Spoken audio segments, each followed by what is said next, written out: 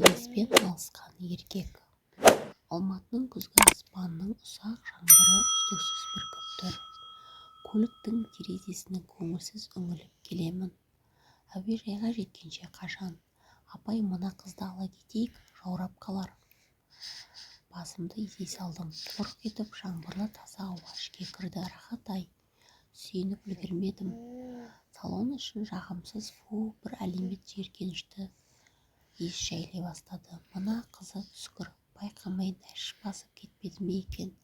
Әйтсе де жаңбыр шайған асфальтта ненің боғы? Шуаш па, қолаңса ма, тіпті соның бәрінің қосындысындай әлем тапырақ бірдеңе.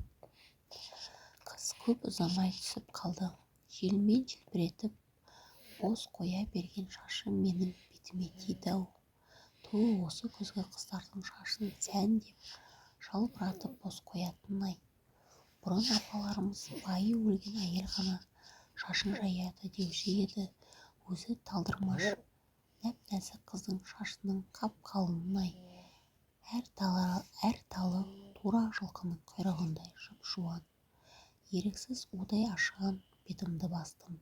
Лоқсып кеттім, масқарай, құса жаздадым. Доғалы туфлиінің жуан өкшесі-ау.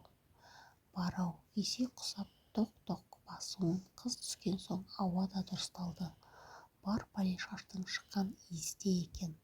Тәйір арзан бояумен күні кеше ғана боялған-ау. Әйелдің шашы 10% алтыннан тұрады. Көшеде бар иісті өзіне жинап тартып алады деушілер еді ғалымдар.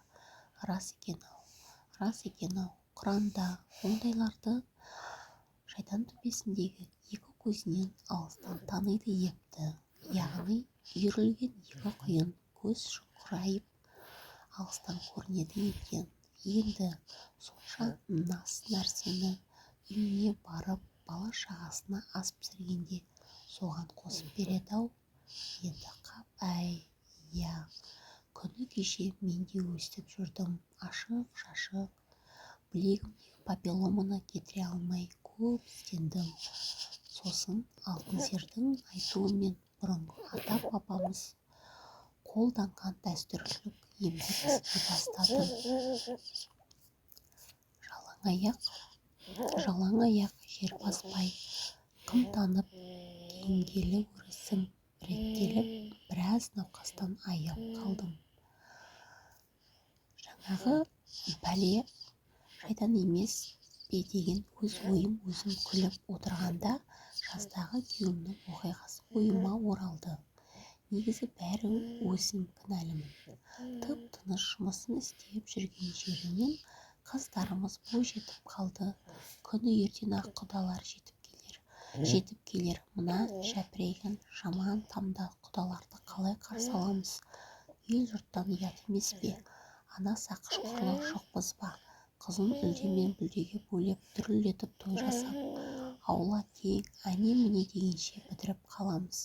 Үй соғып алайық, Мараттардан кембіз бе деп қоймадым. Үй салудың да машақатын біліппін бе? Цементі табылса топырағы бітіп қалады, кірпіші түгендесе шатыры сынып қалады. Соны салысқан алқаштармен жағаласып жүріп, өзі де көп ұрттап кетті. Үй болса алқам-салқам бітіп болар емес. Сол күні де аузының жағымсыз иісін сездім де асын алдына құйып беріп, Құран кітабымды құшақтап ауызғы бөлмеге кеттім.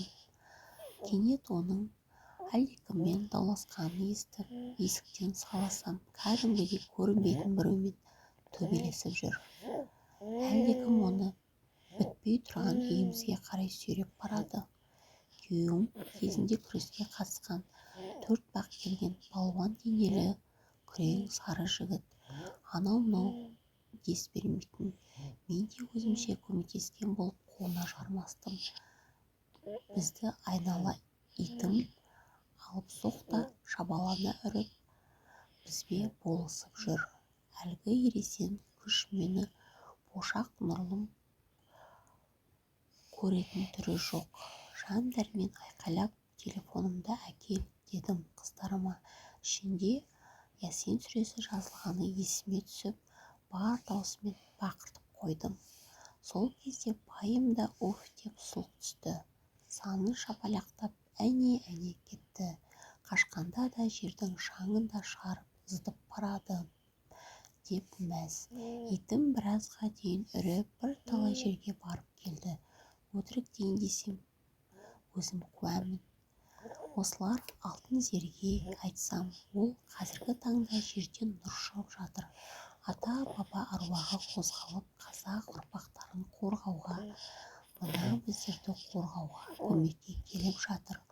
Әлгі келген күйеуінің арғы батыр аталарының біреуі шығар. Оның күйеуінің өз ұрпағының мына лас тіршілігіне ашуланып жазаламақшы болғандағы шығар. Тылсымның сыры терең, біз ұғып боламыз ба деп болатын. Менің қорыққаным, ауылымыздағы сол кезде асылып өлгендер көп болып еді. Байым да белгісіз күшпен жағаласқанда ұстамаймын деп, жібіңнен деп қарсыласқан. Бос тұрған иесіз үйге апарып, өзін-өзі аса салатындай көрініп, қатты жаным қысылған. Өз ойынан өзі шошыған Айкүміс тағы Алтынзердің телефонын теруге кірісті.